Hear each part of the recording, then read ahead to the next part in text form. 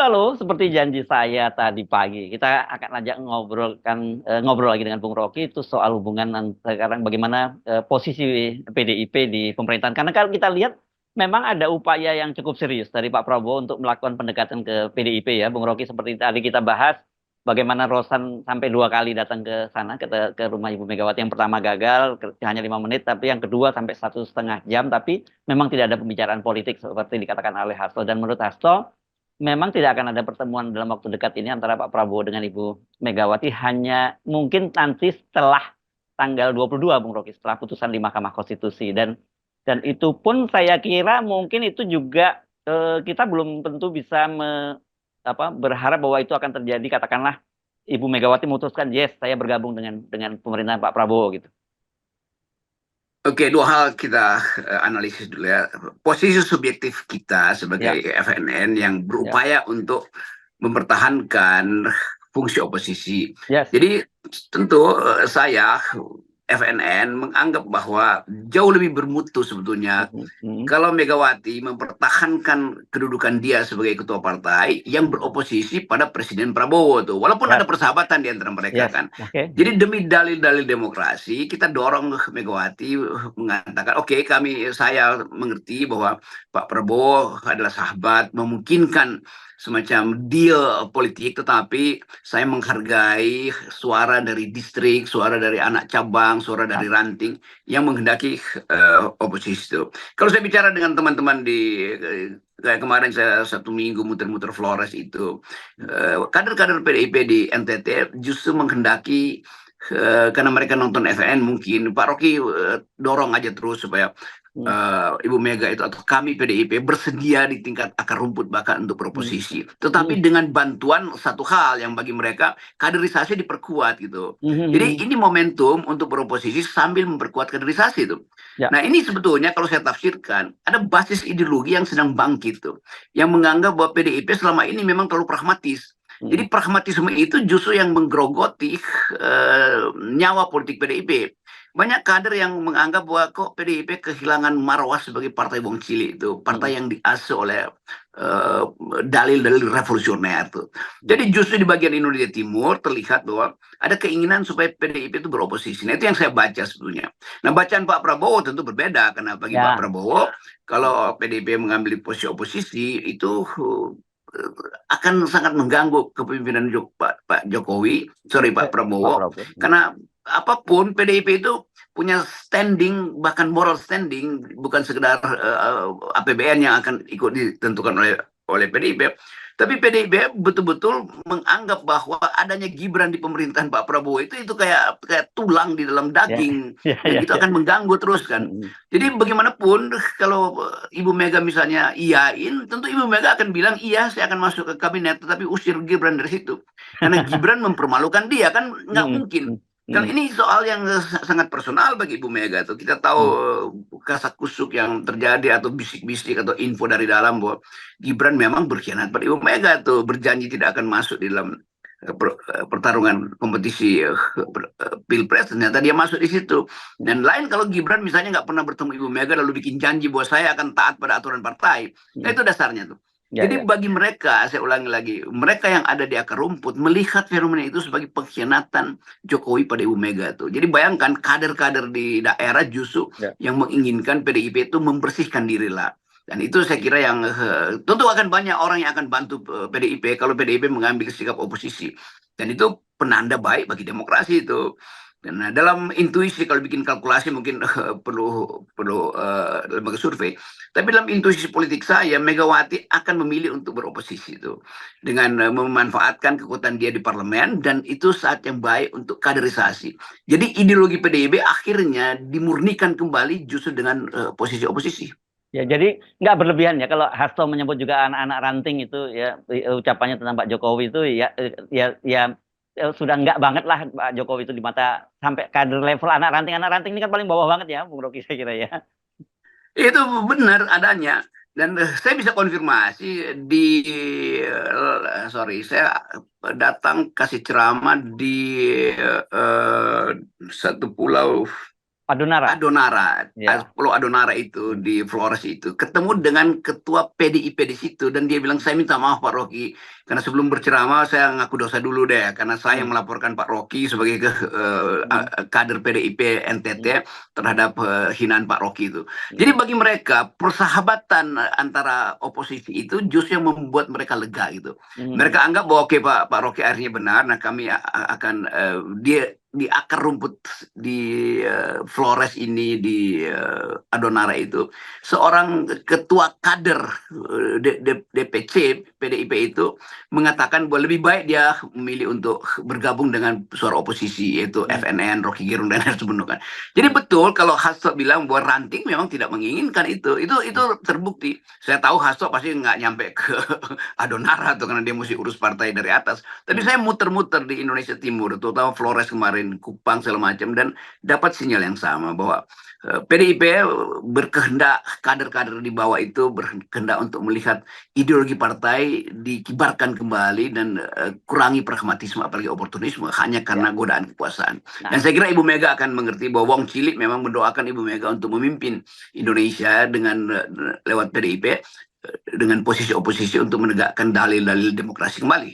ya, mari kita gunakan cara berpikir yang pragmatis dulu ya, Bung Rocky, dan kita Ya, kalkulasinya apakah itu menguntungkan atau tidak buat PDIP. Katakanlah faksi-faksi yang pragmatis yang ingin masuk ke dalam kabinet, kan tentu kalkulasinya ini adalah kursi di kabinet. Tentu saja ya, tentu di luar-luar itu ada ikutannya lagi.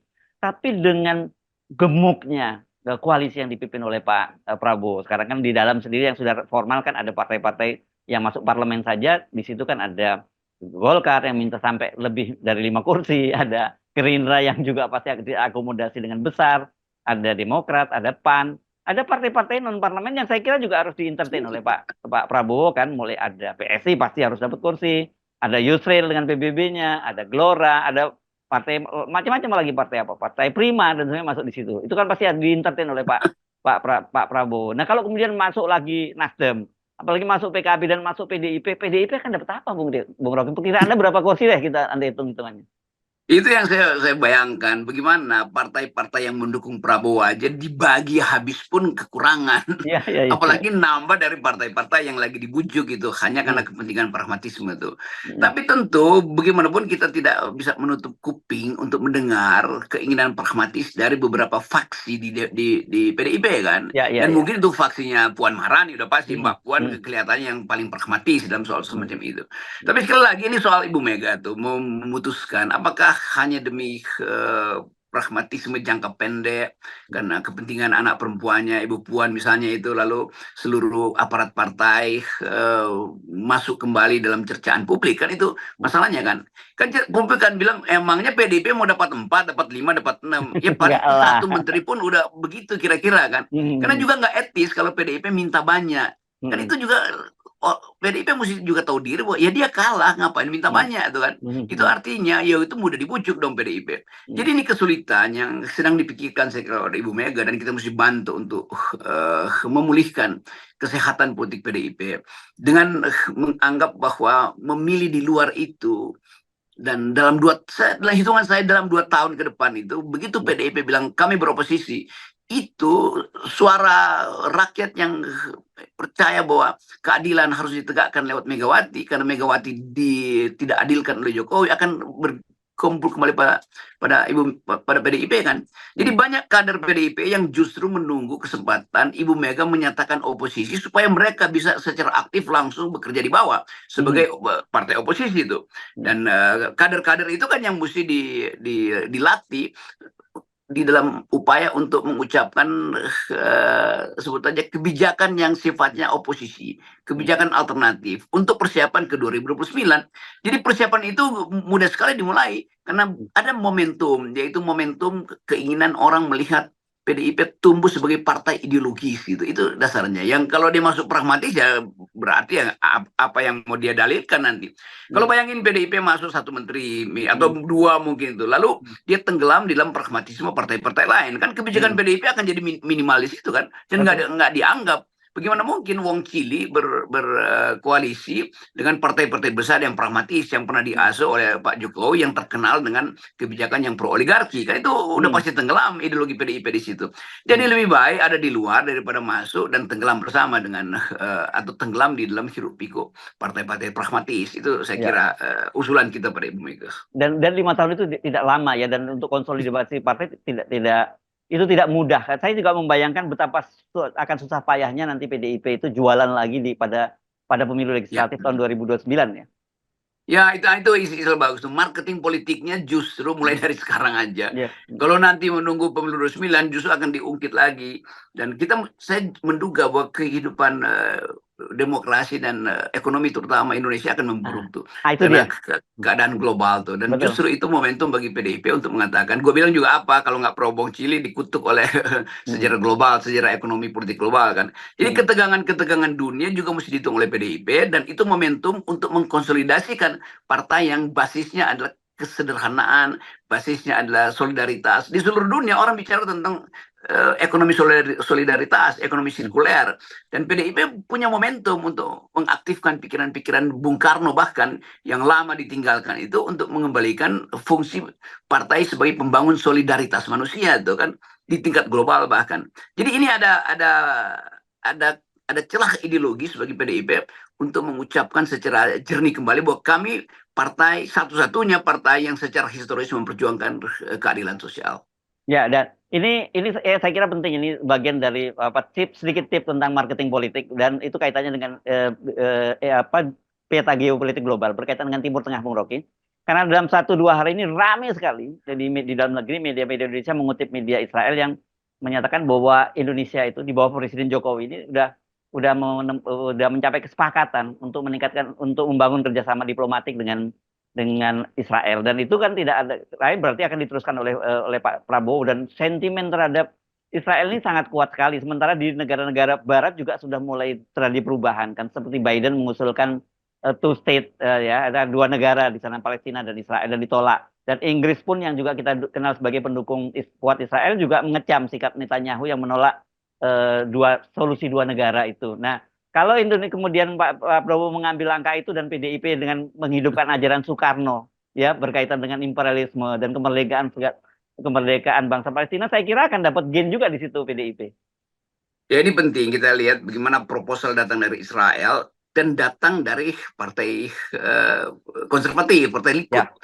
Kan Netanyahu bukan datang, kalau datang dari partai buruh itu lebih masuk akal karena menganggap partai buruh di mana-mana itu walaupun dia Yahudi Israel, tapi ideologi buruh itu dekat-dekat dengan ideologi Soekarno misalnya. Tapi ini justru dari Netanyahu yang menolak proposal perdamaian, menolak proposal 2 negara, menolak proposal Indonesia. Tiba-tiba dia mengusulkan atau ya membuat headline yang akan menggemparkan.